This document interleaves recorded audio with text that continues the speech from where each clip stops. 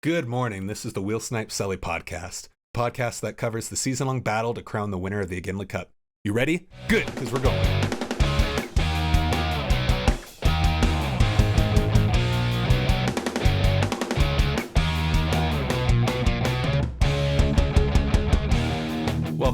Welcome. This is the host with the most, your commissioner, Austin Moore.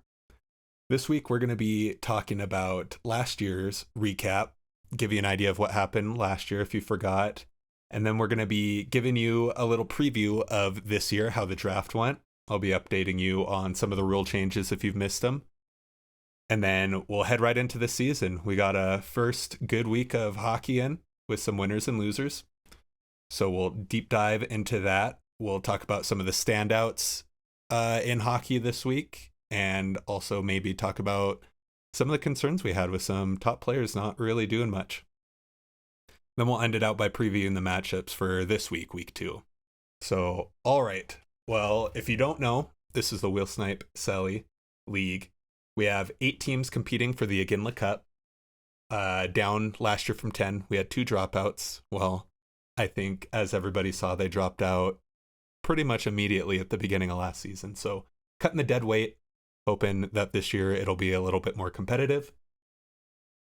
We got hockey fans from all over. We got some fans of the Flames, me and my dad, Big Mike. We got some Stars fans over in Texas. Also in Texas, we have a Sharks fan, oddly, too. We got some Bruins fans. Well, one fan. We got a Coyote fan. And we got a player looking for a team. That is Nick Janess. I texted him today. He didn't start watching hockey until last year, really.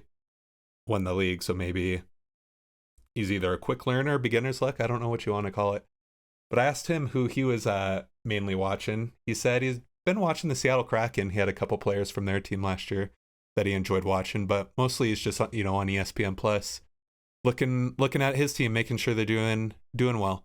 So ladies in the audience, Nick is single, looking for a team to mingle with. So I'm sure we'll all be trying to pitch to him why he should be Flames, Stars, Bruins, Coyotes. He's looking. So all right, let's get into last year's recap. So last year, as I said, we had 10 teams. However, we lost Dallas and Dagan, so rest in peace to Blades of Glory and Alleged Puckbreaker. So last year, other than those teams, it was a pretty close competitive season, I thought. Yours truly ended up taking the President's Trophy with 274 points, followed not so closely by I'm Feeling Sagsy Cullen with 261 points, and third place was Kane Central, Nick. All right, and then the playoffs in the first Ginla Cup playoffs. The person who took home the first trophy was Kane Central, Nick. He beat out Trav in the championship with a score of 6-3, and third place ended up going to Cully. 6-2 victory over Hakanolubi, me. Team did not show up in the playoffs, that's for sure. So looking to change that. So we got a few rule changes this year as well. So roster sizes on an individual team basis have been expanded with the lowering of total amount of teams in the league. This is what I hope to make more competitive. So we did this fantasy baseball league where there was only 4 teams. So every single team was just stacked. So hopefully with this expanded roster size, we're not having everybody that's on first unit power play. So gonna have to make sure you're keeping up this year, who's doing well, who you might need to drop, because we got 3 lines of forwards, I believe 4 defensemen, 2 utility, still 2 goalies, 5 bench, and then another added roster spot, well, not added but changed, is the IR plus. So what this means is if your player's out or injured, of course, they were put on the IR last year. But plus means that even if they're day-to-day, then you can put them. So it's a long season, longer than 9 months. So if you can do the math, a lot of new fathers out there throughout the year that take paternity leaves. So now you don't have to figure out if you're going to drop a player or not, just because he's having little mini hockey players. One category change this year is penalty minutes are replacing shots on goal. This is to hopefully get a little bit of a balance in your kind of players. So you're not having, the Calgary Flames players that get 10 shots on goal and don't do anything else. They don't score. They don't get assists. So hopefully you can pick up some players, that might be a little bit more balanced. Gives another player type that you want to think about when you're making your team. The last change, which is my personal favorite change, is the implementation of Rivalry Week. So last week, week 1, you saw rivalries get set.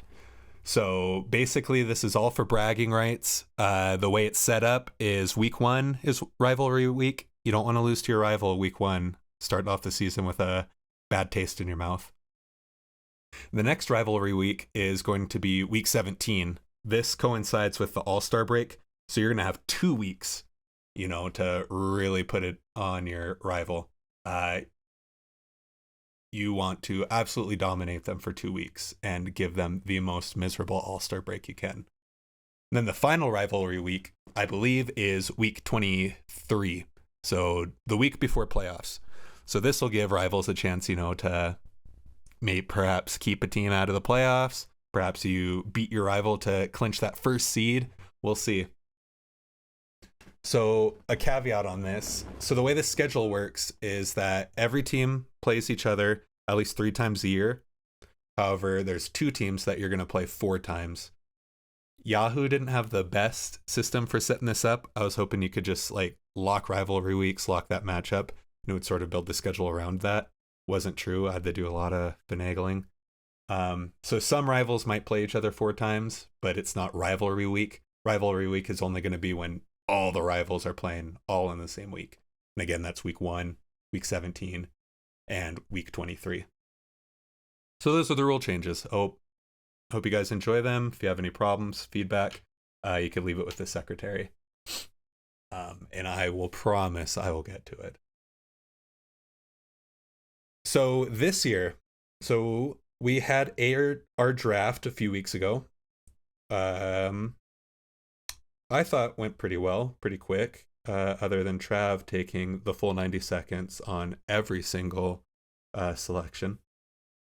So maybe he might, get that limited time slot next year to speed things up. But this year's draft, let me pull it up. We had spare parts with the first pick. He went Connor McDavid. Then we had Dreams with Radon Randall. Immediately went David Pastrnak. I don't know if that was a shot at our Bruins fan to take him right after, but I enjoyed that pick. Third was Who's Your Daddy? Leon Draisaitl. Fourth was Stay Off the Tracks, Matthew Tkachuk. Then we had Kane Sensual going with Nathan McKinnon on the 5th pick. 6 went Nikita Kucherov by Michael's Best Team. 7 went Jason Robertson by Tegrity Farms.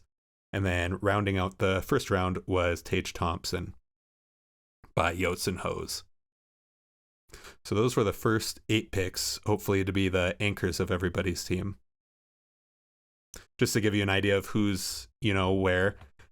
Stay Off the Tracks picked up their first 3 picks was Matthew Tkachuk, Jake Ottinger, Rasmus Dahlin.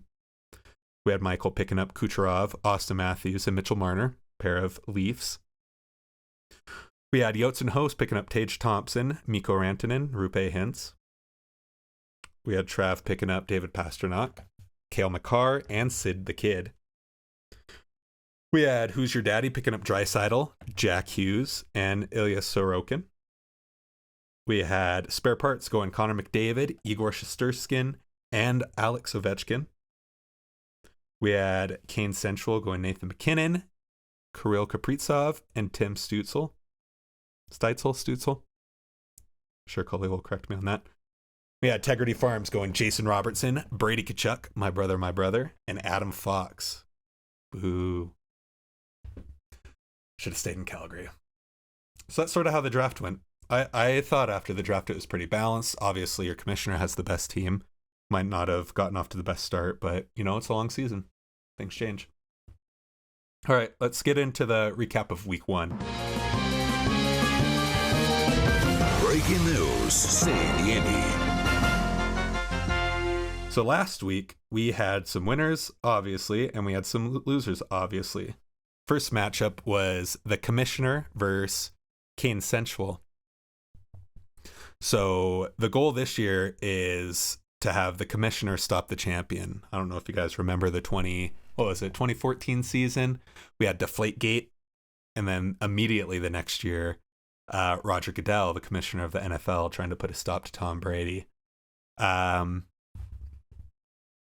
think he was suspended 4 games. The Patriots had to lose draft picks and some money. However, I think if I remember correctly, they appealed it to the federal courts and ended up delaying the suspension to 2016. Funnily enough, in 2016, Tom Brady wins the MVP. Correction, just Super Bowl MVP. After being suspended 4 games, and the Patriots pull off their famous comeback against the Atlanta Falcons. Fun fact, that was on my birthday. Was not a good birthday watching the Patriots and Tom Brady get another Super Bowl. So hopefully we put a stop to that. We don't want to see Nick win again. Gets boring. First year dynasty begins? I don't think so. Anyways, it didn't get off to a good start because Stay Off the Tracks ended up losing 4-5 against Kane Sensual. Kane Sensual took penalty minutes, took hits, took wins, took save percentage, took shutouts. About 5? Yeah. Ended up tying on power play points, 14. Kane Sensual was mainly led by Tim Stutzel, who rounded it out with 2 goals, an assist, 8 penalty minutes, 1 power play point, 3 hits, and 2 blocks. Another good player on his team that did well was Jacob Chikrin, who had, as a defenseman, had 2 goals, 2 assists, 2 penalty minutes, 2 power play points, 3 hits, and 8 blocks. So pretty solid week for Nick there.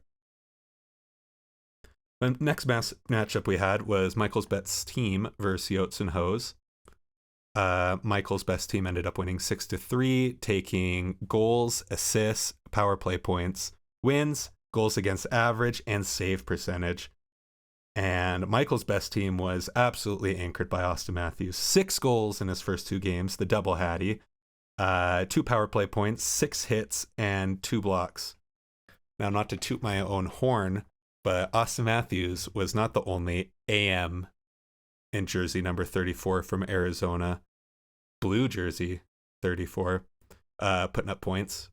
Yours truly forgot his jersey at home for his adult league hockey jersey and had to wear the spare 34. But ended up getting a good feed from, shout out to Ty, on Team Royal. So yeah, Arizona's just pumping out hockey scores, AM 34. I think I might switch back to my usual number 12 the next game, but felt good wearing 34. All right, the next matchup was Tegrity Farms taking 5-4 win against Dreams with Radon Randell. Ended up taking goals, assists, power play points, wins, goals against average, and save percentage. I swear these are the same winning stats for every matchup. Tegrity Farms had pretty good performance by Connor Bedard, who had a goal and assist, 2 assists, 2 penalty minutes, hit, and 3 blocks. Looks like Jesper Bratt had himself a nice little week too. Yeah, a lot of good performances on his team. A lot of bad performances too. Jason Robertson only had 2 penalty minutes all last week. Sure that was fun for Coley to watch. Mira Heiskanen, had a hit, 3 blocks. But what's important is getting the win, not individual performances. This is a team sport. So better luck next week, Trav. And last, the most lopsided matchup of the week was Who's Your Daddy taking it 8-2 against Spare Parts. Taking goals, assists, power play points, blocks, wins, goals against average, save percentage, and shutties. Who's Your Daddy was anchored by... Not a good week for him. I was just looking at this too. Oh, of course, Jack Hughes, who's your daddy. He had 2 goals, 3 assists, 4 penalty minutes, 3 power play points.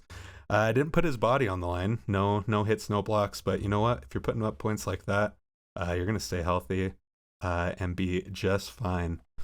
I was laughing a little bit earlier in the year. They're already talking about Jack Hughes being an MVP candidate. Like, he's good. He's young. There's a lot of good players in the league. We'll see it. But after a week like that, I don't know. Watch out, McDavid. The other Oiler, Draisaitl, also helped out Cully with 2 goals, an assist, 6 penalty minutes, 2 power play goals, a hit, and no blocks. I think a lot of those power play minutes came from the absolute thrashing of them in the Vancouver games. He had 4 penalty minutes in the first one where they lost 1-8, and then 2 minutes in their second loss to Vancouver.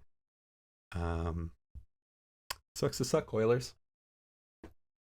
All right, so our current standings, if you haven't been paying attention, is first place, Who's Your Daddy? Second place, Michael's Best Team. Third place, Kane Central. Fourth place, Tegrity Farms. Fifth place, Stay Off the Tracks. Sixth place, Dreams with Radon Randell. Seventh place, Yotes and Hose. And eighth place, Spare Parts. All right, on this portion of the show, I want to go over some winners and losers. So first, we're going to be talking about some players that are playing fine like wine. Oddly, in this too, they're all going to come from the same matchup.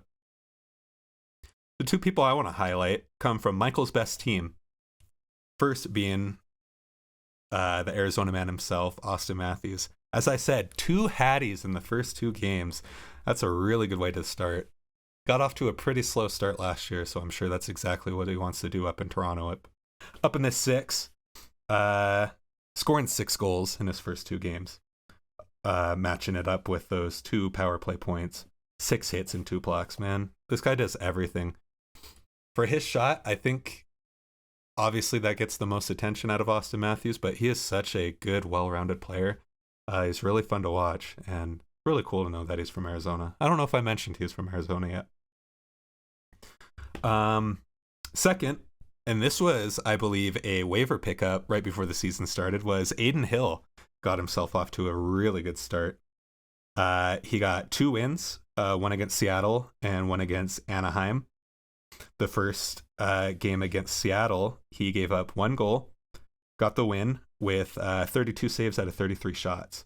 The second, he got the win in a 4-win victory over the Anaheim Ducks, where he stopped 22 shots out of 23. So Vegas is getting off to a hard start in their defense of their Stanley Cup victory, 3-0. So we'll continue to see what that timeshare looks like in net. Logan Thompson has got to come back someday, right? He looked great last year, but the way Aiden's been playing in the playoffs and the way he has been playing so far this year, I don't think he make that change. Sadly, now we're getting into Riding the Pine. And both these players are both on Yotes and Hose. The first player being Stuart Skinner. And yes, I know it's an Oilers player. I'm not just picking on him. That goalie tandem there is an absolute dumpster fire. Jack Campbell started that first 8-1 loss against Vancouver. Stuart Skinner ended up coming in after Campbell gave up 4 goals, and Stuart Skinner ended up giving up 4 goals himself. He stopped 12 out of 16 shots with a 7.38 goals against average. Next game comes out, you get to see the same team again. It gives up another 4 goals in a 4-3 loss. Stopped again 12 out of 16 shots. Not the way you want to be starting your season there, Stuart. Yeah, and I heard Rookie of the Year last year. The